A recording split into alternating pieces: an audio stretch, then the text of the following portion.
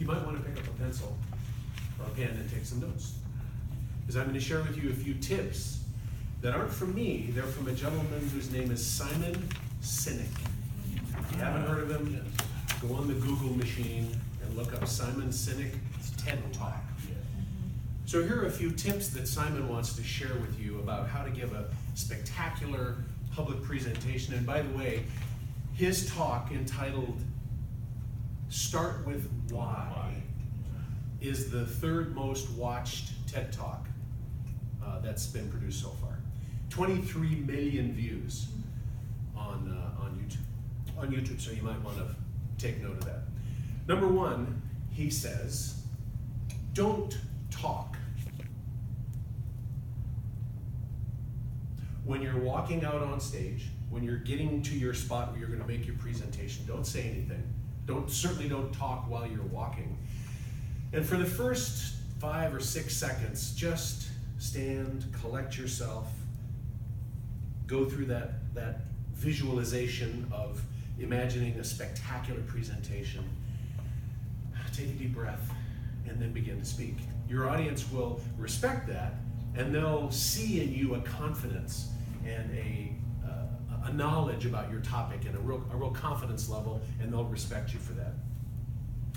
Secondly, he says, be a leaver, not a taker.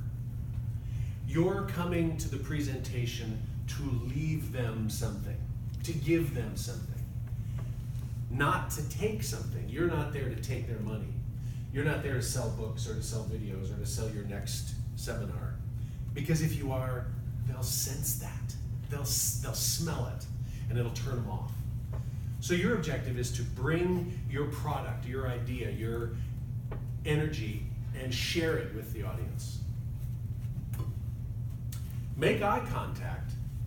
We all hear about making eye contact. But he suggests that you make individual eye contact with a particular audience member and finish the sentence, finish the thought with that audience member like you're speaking directly to them, period. Then move on to the next audience member, make your point, finish your sentence, and then move on. Rather than scanning the audience, because they'll pick that up. The audience picks up the fact that you're not really connecting with them individually. He also talks about speaking slowly.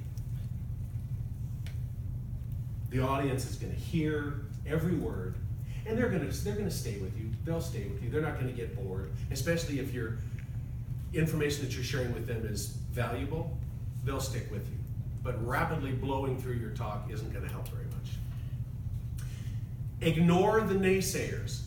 You've all had the experience when you're in front of an audience and you have people that are holding their hands like this and they're shaking their head. You just know you do not have them. Those aren't the ones you pay attention to.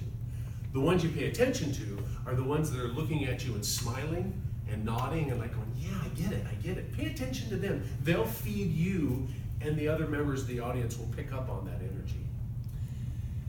Nervousness, we've all had the experience of seeing on television some incredible athlete that just ran the 100-yard dash faster than any other human, or threw a football, some spectacular feat of athletic prowess. And then a reporter shoves a microphone in their face and says, were you nervous? What do they always say? They say, no, I was just really excited. When we're about ready to give a presentation, we feel those butterflies and feel that energy. We may interpret that as nervousness, but it's not nerves. It's excitement, because you're going to get to stand up in front of this incredible group of professionals and share your wisdom with them. And lastly, he says, say thank you. Thank your audience. Give them appreciation for listening to you and for coming and sharing their valuable time with you on the stage. With those thoughts in mind, this is one of the other titles of his talks, How Great Leaders Inspire Action. With those 7 points, the great leaders in this room will no doubt inspire action, and in the most ineffable fashion you can imagine.